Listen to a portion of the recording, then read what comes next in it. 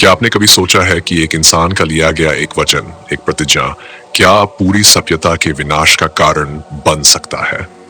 क्या त्याग हमेशा पूजनीय होता है या कुछ त्याग इतने भारी होते हैं कि वो समय के साथ पूरे समाज पर भारी पड़ते हैं? महाभारत के सबसे जटिल और प्रभावशाली पात्रों में से एक भीष्म पितामह, उनका लिया गया ब्रह्मचर्य व्रत, जिसे हम भीष्म प्रतिज्ञा के नाम से जानते हैं, क्या वो सच में एक महान त्याग था या उसी क्षण हस्तिनापुर के भविष्य की नींव डगमगा गई थी? जब गंगापुत्र देवव्रत ने हस्तिनापुर के भविष्य के लिए अपने पिता की प्रेम कहानी को पूर्ण करने के लिए सिंहासन, विवाह और संतान के अधिकार को हमेशा के लिए त्याग दिया, तब उन्हें भीष्म की उपाधि मिली। उनकी प्रतिज्ञा इतनी कठोर, इतनी अटल थी कि देवताओं ने भी उन्हें आशीर्वाद दिया कि वे अपनी इच्छा से ही मृत्यु को वरण कर सकें। पर क्या उस क्षण कोई यह सोच सका कि इस प्रतिज्ञा के दूरगामी प्रभाव क्या होंगे? भीष्म की प्रतिज्ञा एक तरफ त्याग और कर्तव्य की पराकाष्ठा थी, लेकिन दूसरी ओर उसने सत्ता के संतुलन को बुरी तरह हिला दिया। उन्होंने केवल राजा बनने का अधिकार नहीं छोड़ा, उन्होंने यह भी सुनिश्चित कर दिया कि उनके वंश से कोई राजा न होगा। इस एक निर्णय ने हस्तिनापुर को ऐसी राजनीतिक अस्थिरता की ओर ढकेला जिसके परिणाम स्वरूप कुरुक्षेत्र का महासंग्राम हुआ। अब सोचिए, क्या भीष्म की यह प्रतिज्ञा महान थी या एक ऐसा फैसला जो बहुत कुछ तबाह कर गया? जब सत्यवती के पिता ने यह शर्त रखी कि उसकी पुत्री के संतान ही राजा बने, तब देवव्रत ने न सिर्फ अपना अधिकार छोड़ा बल्कि अपनी पूरी जीवन शैली ही बदल दी। उन्होंने ब्रह्मचर्य का पालन करने की प्रतिज्ञा ली ताकि भविष्य में कोई भी उनका पुत्र सत्ता के लिए दावेदार ना बन सके। यह सुनकर सत्यवती के पिता मान गए और उसी क्षण देवव्रत भीष्म बन गए, भीषण प्रतिज्ञा लेने वाले। उस क्षण हर किसी ने इस त्याग की सराहना की। एक पुत्र ने अपने पिता की इच्छाओं की पूर्ति के लिए सब कुछ छोड़ दिया, लेकिन कोई ये नहीं सोच पाया कि इस एक निर्णय ने हस्तिनापुर को एक ऐसी दिशा में धकेल दिया जहां से लौटना संभव नहीं था। जब हम भीष्म की प्रतिज्ञा को महान कहते हैं, तो हमें यह भी देखना चाहिए कि उस प्रतिज्ञा ने क्या खोया और क्या पाया। एक ओर पिता की प्रेम कहानी पूर्ण हुई, पर दूसरी ओर राजघराने में उत्तराधिकार की नींव ही कमजोर हो गई। सत्यवती के दो पुत्र चित्रांगद और विचित्रवीर्य युवा अवस्था में ही काल का ग्रास बन गए। ना उनके पास क्षमता थी, ना ही समय, और तब कोई उत्तराधिकारी नहीं बचा। भीष्म, जो सक्षम भी थे और योग्य भी, गद्दी पर नहीं बैठे क्योंकि उनका व्रत उन्हें रोकता था। सोचिए, अगर भीष्म सिंहासन पर बैठते, अगर उन्होंने विवाह किया होता, अगर उनके पुत्र होते, तो क्या हस्तिनापुर को कभी वो अंधकार देखने को मिलता जो महाभारत युद्ध के रूप में सामने आया? वेदव्यास से संतान उत्पन्न करवाने की योजना, बलात् निकटता, राजकुल की मर्यादा का टूटना, ये सब उसी श्रृंखला के अंग हैं जो उस एक प्रतिज्ञा से शुरू हुई थी। दासी पुत्र विदुर योग्य थे, पर परंपरा ने उन्हें राजा बनने से रोक दिया। धृतराष्ट्र अंधे थे, पांडु बीमार हो गए, और यहीं से शुरू हुआ सत्ता के लिए संघर्ष और अंततः महाभारत का युद्ध। अगर हम भीष्म को उनके जीवन के अगले पड़ावों में देखें, तो उनकी भूमिका सिर्फ त्याग की नहीं रही। उन्होंने हस्तिनापुर के राजकाज में सक्रिय भूमिका निभाई। उन्होंने नीतियों को बनाया, राजाओं को प्रशिक्षित किया, युधिष्ठिर को धर्म की व्याख्या की, लेकिन जब द्रौपदी का चीरहरण हुआ, तब वही भीष्म मौन रहे। उनकी चुप्पी, उनकी विवशता, क्या वह उसी प्रतिज्ञा का परिणाम नहीं थी?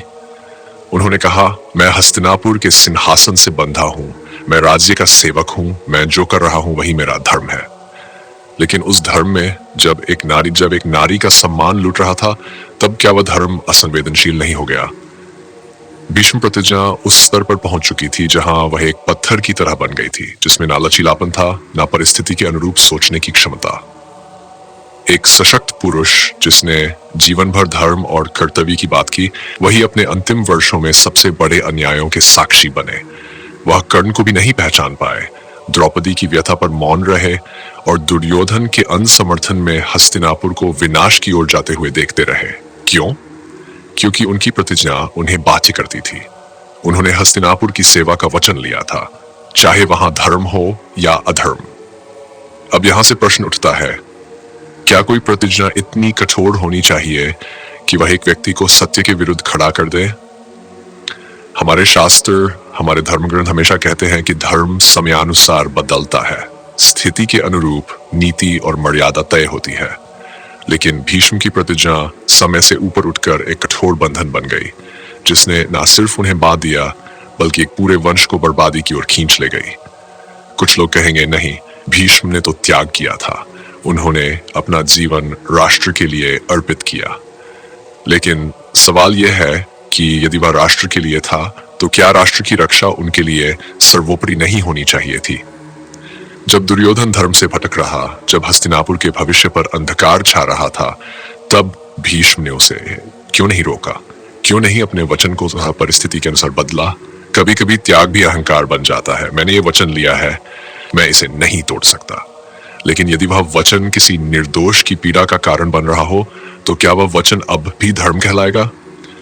भीष्म की प्रतिज्ञा पर प्रश्न उठाना आसान नहीं है, क्योंकि हमारी संस्कृति में त्याग को पूजनीय माना गया है।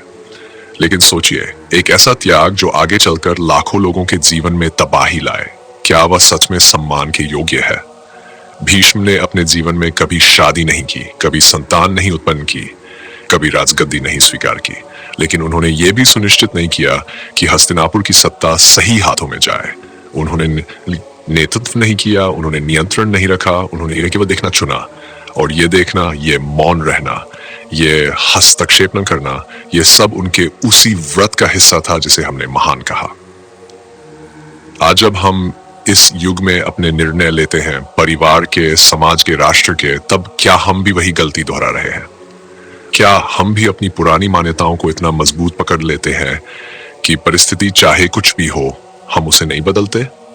भीष्म की प्रतिज्ञा हमें यही सोचने पर मजबूर करती है कि कोई भी वचन, कोई भी त्याग, कोई भी परंपरा तब तक ही महान है जब तक वह इंसानियत, न्याय और सच्चाई के अनुकूल हो। जिस क्षण वो किसी के अधिकार को छीनने लगे, किसी की पीड़ा को अनदेखा करने लगे, उस क्षण वह त्याग नहीं है, पाखंड बन जाता है। और यही वजह है कि कुरुक्षेत्र के युद्ध में जब भीष्म शरशैया पर पड़े थे, तब उन्होंने श्री कृष्ण और युधिष्ठिर को धर्म की गूढ़ बातें समझाई, लेकिन तब बहुत देर हो चुकी थी। काश उन्होंने वह धर्म तब बताया होता जब द्रौपदी को खींचा जा रहा था। काश उन्होंने वह धर्म तब बताया होता जब कर्ण को अपमानित किया गया था।